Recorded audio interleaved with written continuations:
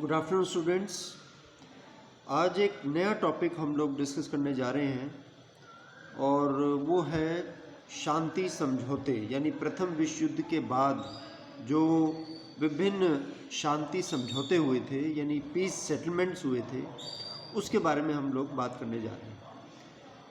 तो देखिए, 1918 में प्रथम विश्व युद्ध समाप्त हो गया था। ये जो विश्व युद्ध था ये लगभग टू बी वेरी प्रिसाइज 4 साल 3 महीने 11 दिन तक ये युद्ध चला था और इसमें लगभग 30 देशों के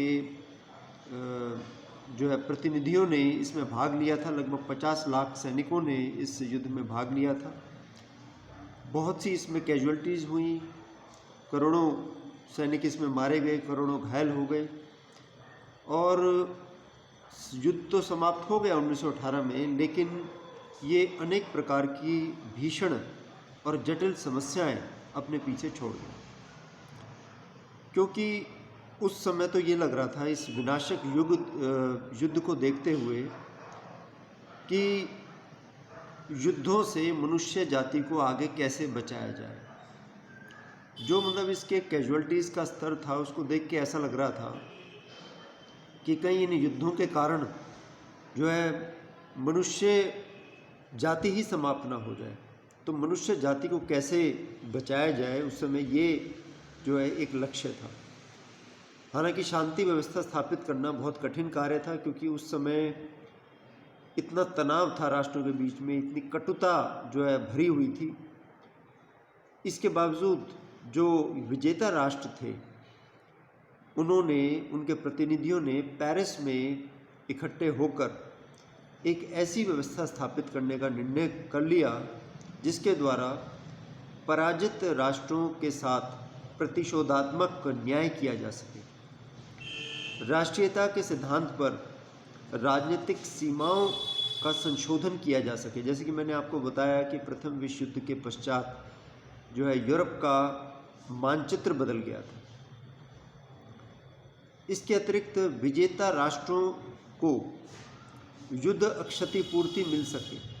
युद्ध का जो हर्जाना मतलब ये होता था कि जो विजेता राष्ट्र हैं वो समझते थे कि जो पराजित राष्ट्र हैं वो युद्ध के लिए जिम्मेदार थे और इसके लिए उन्हें हर्जाना जो है उन हारे हुए राष्ट्रों से लेना चाहिए। साथ ही साथ वो पराजित राष्ट्रों का निशस्त्रीकरण भी करना चाहते थे, डिसआर्मामेंट ऑफ द डिफीटेड कंट्रीज, यानी उनके शस्त्रों में बढ़ोतरी न करते हुए उन्हें ख़त्म करना चाहते थे ताकि विश्व शांति की स्थापना की जा सके। तो इस तरह की मंशा से ये प्रेरित थे शांति समझौते। और ये जो शांति समझौते थे इसमें महत्वपूर्ण भूमिका अदा की संयुक्त राज्य अमेरिका ने। संयुक्त राज्य अमेरिका के जो उस समय प्रेसिडेंट थे मिस्टर वुडरो विल्सन ने एक 14 सूत्रीय कार्यक्रम दिया था। 14 पॉइंट्स फेमस हैं और ये जर्मनी ने 11 नवंबर 1918 को मित्र राष्ट्रों के साथ युद्ध विराम का समझौता किया था। एक संधि हुई थी, ब्रेस्ट-लिटोव की संधि।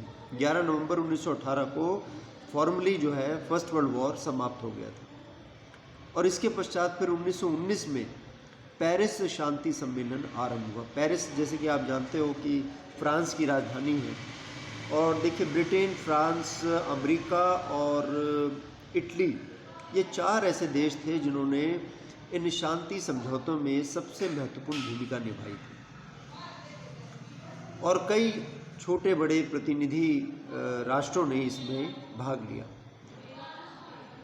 पेरिस शांति सम्मेलन की जितनी भी कार्रवाई थी, मैंने आपको बताया कि ब्रिटेन, फ्रांस, अमेरिका और इटली के प्रतिनिधियों द्वारा की गई थी और इसमें जो विचार विमर्श के पश्चात जो निर्णय लिए गए उन निर्णयों पर पराजित राष्ट्रों के हस्ताक्षर करवाए गए। जो हारे हुए राष्ट्र हैं ना, उनको they had to sign these agreements. तो इसलिए इस सम्मेलन को पेरिस शांति सम्मेलन कहा जाता है, क्योंकि इसका आयोजन फ्रांस की राजधानी पेरिस में किया गया था और क्योंकि ये शांति की तरफ प्रयास था इसलिए इसको शांति सम्मेलन कहा जाता है। तो इस सम्मेलन में लगभग 32 राष्ट्रों के 70 प्रतिनिधियों ने भाग लिया। इस सम्मेलन में पराजित राष्ट्रों को शामिल नहीं किया गया था। पराजित राष्ट्र कौन से थे? जर्मनी, ऑस्ट्रिया, रूस, तुर्की, बल्गेरिया, ये पराजित राष्ट्र थे। इनके प्रतिनिधियों को इसमें शामिल नहीं किया गया था। और उस समय मैंने आपको बताया कि 4 राष्ट्रों ने, विजेता राष्ट्रों ने महत्वपूर्ण भूमिका निभाई थी। तो संधि का प्रारूप तैयार करने की जो बागडोर थी वो अमेरिका के राष्ट्रपति मिस्टर वुडरो विल्सन के हाथ में, ब्रिटेन के प्रधानमंत्री लॉर्ड जॉर्ज के हाथ में और फ्रांस के प्रधानमंत्री क्लेमेंशु के हाथ में और इटली के प्रधानमंत्री ऑरलैंडो के हाथ में रही। तो इस प्रकार से इन राष्ट्रों ने, विजेता राष्ट्रों ने हारे हुए राष्ट्रों के साथ जो है संधि की। लेकिन इससे पहले कि हम ये जानें कौन कौन सी संधि हुई, क्या क्या हुआ, हमें ये जानना ज़रूरी होगा कि क्या क्या समस्याएं थी। What were the problems? Problem एक तो ये थी कि शांति व्यवस्था किस तरह से स्थापित की जाए और आपसी मतभेद जो विभिन्न राष्ट्रों में थे उनको कैसे ख़त्म किया जा सके। साथ ही साथ राष्ट्रीयता के आधार पर नए राष्ट्रों को संगठित करने की समस्या सामने थी, जैसे Czechoslovakia, Latvia, Yugoslavia, Estonia, Lithuania, ये जो है समस्या के प्रमुख कारण थे। और सबसे महत्वपूर्ण जो कठिनाई थी वो मित्र राष्ट्रों द्वारा युद्ध के समय जो गुप्त संधियां की गई थी, जो आश्वासन किए गए थे, जिन्हें पूरा करना अभी बाकी था। तो पेरिस शांति सम्मेलन में एक और कठिनाई ये थी कि जर्मनी की शक्ति पर अंकुश लगाया जाए। जैसे कि आपको पहले भी बताया कि बहुत से ऐसे लोग थे जो कि जर्मनी को इस युद्ध के लिए जिम्मेदार समझते थे कि जर्मनी की जो बढ़ती हुई शक्ति है उस पर कैसे अंकुश लगाया जाए, ये एक समस्या थी, ताकि आगे फ्रांस को कोई खतरा ना हो, क्योंकि जर्मनी और फ्रांस की सबसे ज़्यादा शत्रुता थी। इसके अतिरिक्त विजित राष्ट्रों को युद्ध की क्षतिपूर्ति दिलवाना भी एक बहुत बड़ी समस्या थी। देखिए, राष्ट्र तो चाहे जो हारे हुए थे चाहे जीते हुए थे, नुकसान तो सबको हुआ था, लेकिन वही बात है कि जो जीत गया है वो अपनी जो शक्ति पराजित राष्ट्रों पे थोपता था। तो जीते हुए राष्ट्र हारे हुए राष्ट्रों से युद्ध हर जाना मांग रहे थे। तो जर्मनी की खासकर जर्मनी को युद्ध क्षतिपूर्ति के लिए जो है किस तरह से उससे ली जाए, ठीक है। सम्मेलन की प्रमुख शक्ति यानी ब्रिटेन, फ्रांस, इटली के प्रतिनिधियों के बीच भी वैचारिक मतभेद थे उस समय, तो वो भी दूर करने थे, क्योंकि वैचारिक मतभेद होने के कारण फिर एक they will not be able to arrive at a common conclusion, ठीक है। तो ये सारी समस्याएं थी। और आप देखिए कि विल्सन ने अपने 14 सूत्रीय योजना जो है प्रस्तुत की और उसके आधार पर जो विभिन्न राष्ट्रों के साथ संधियां हुई। वैसे तो संधियां बहुत हुई विभिन्न राष्ट्रों के साथ, लेकिन इनमें सबसे महत्वपूर्ण जो संधि थी उसको कहा जाता है वर्साई की संधि, ट्रीटी ऑफ वर्से। इस पर अलग से क्वेश्चन भी आ सकता है कि वर्साई की संधि की मुख्य शर्तों का वर्णन करें और इसकी आलोचना करें।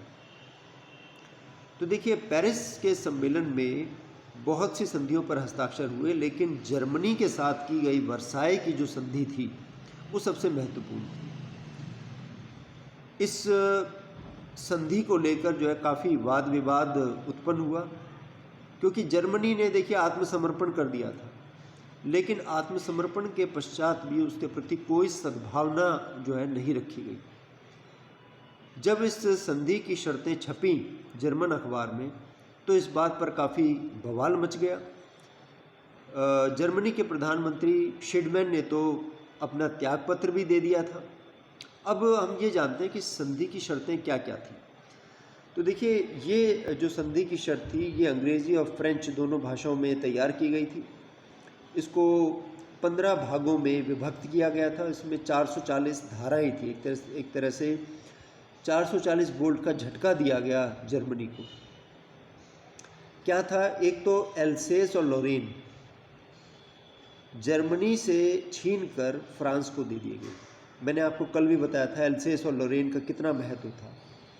ये प्रदेश जर्मनी से छीनकर फ्रांस को दे दिए गए।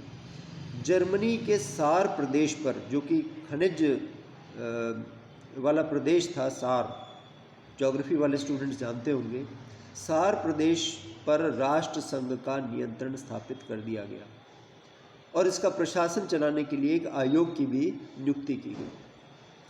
इसी तरह से श्लेज़विग, मैंने आपको बताया था ना, श्लेज़विग और होल्स्टन, ये दो जर्मन डचियाँ थी।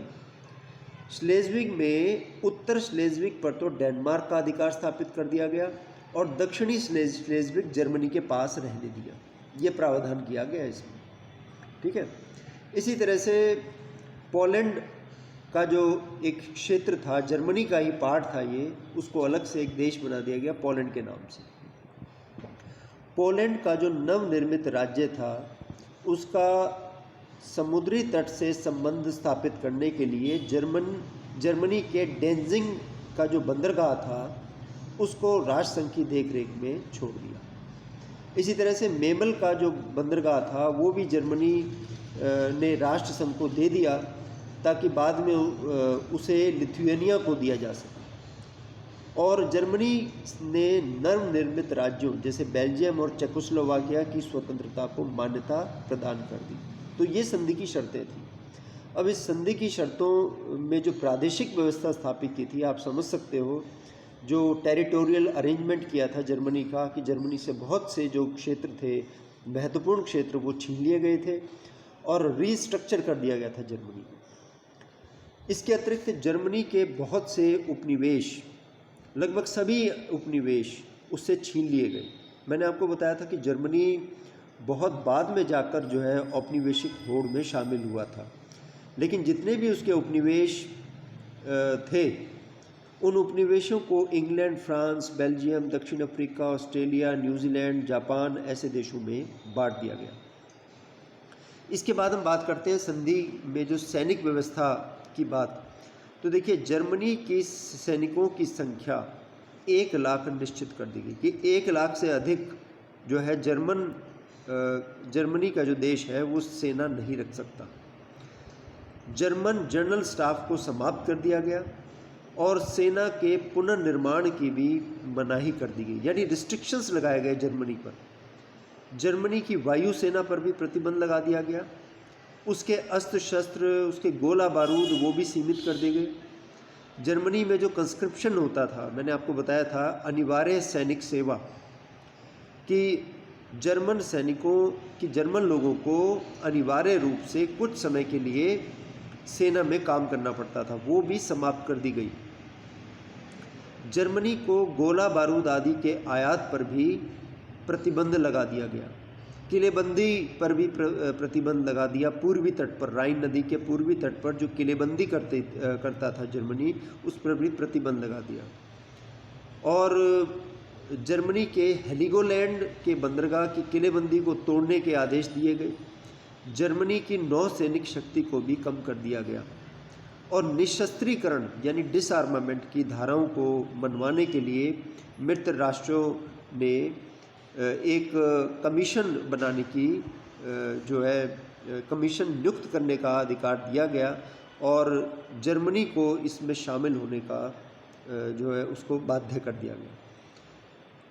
इन सबसे ऊपर जो बात है वो ये है कि जर्मनी पर युद्ध शुरू करने का आरोप लगाया गया, यानी जर्मनी को युद्ध अपराधी घोषित किया गया कि जो प्रथम विश्व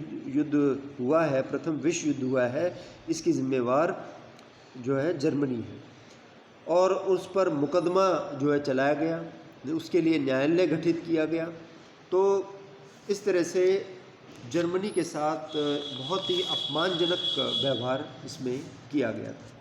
जब इस संधि की शर्तों को हस्ताक्षर करने के लिए जर्मनी के प्रतिनिधियों को बुलाया गया, तो उनको ऐसे बुलाया गया जैसे अपराधियों को बुलाया जाता है। उनको कटघरे में खड़ा करके जो है संधि की शर्तों पर हस्ताक्षर करने के लिए बाध्य किया गया। पहले तो एक पत्र भेजा गया। मैंने आपको बताया जब ये पेरिस शांति सम्मेलन हुआ तो शुरू में हारे हुए देशों को नहीं बुलाया था, पहले ये प्रारूप तैयार करके और उनको कहा था कि इतने समय तक साइन कर दो। तो जब इसका विरोध हुआ तो फिर उनको बुला लिया गया साइन करवाने के लिए ज़बरदस्ती। तो ये तो एक वर्साई की संधि मैंने आपको बताई जो कि जर्मनी के साथ हुई थी। अन्य हारे हुए राष्ट्रों के साथ कौन कौन सी संधियाँ हुई थी, जैसे ऑस्ट्रिया के साथ सेंट जर्मेन की संधि हुई थी जो कि 10 सितंबर 1919 को हुई थी। इसी तरह से हंगरी के साथ ट्रियानो की संधि हुई थी, ये नवंबर 1920 में हुई थी। बुल्गारिया के साथ नियोली की संधि हुई थी, ये 27 नवंबर 1919 की हुई थी। और तुर्की के साथ सर्व की संधि हुई थी जो कि 10 अगस्त 1920 में हुई थी। तो हारे हुए देशों पर विभिन्न प्रकार के प्रतिबंध लगाए गए, उनको अपमानित किया गया, उन पर युद्ध हर्जाना लगाया गया, उनकी सैनिक शक्ति जो है कम कर दी गई। तो कहने का अर्थ ये है कि जो पराजित राष्ट्र थे उन पर बहुत ही अपमानजनक, अन्यायपूर्ण और स्वार्थपूर्ण शर्तें थोपी गई थी।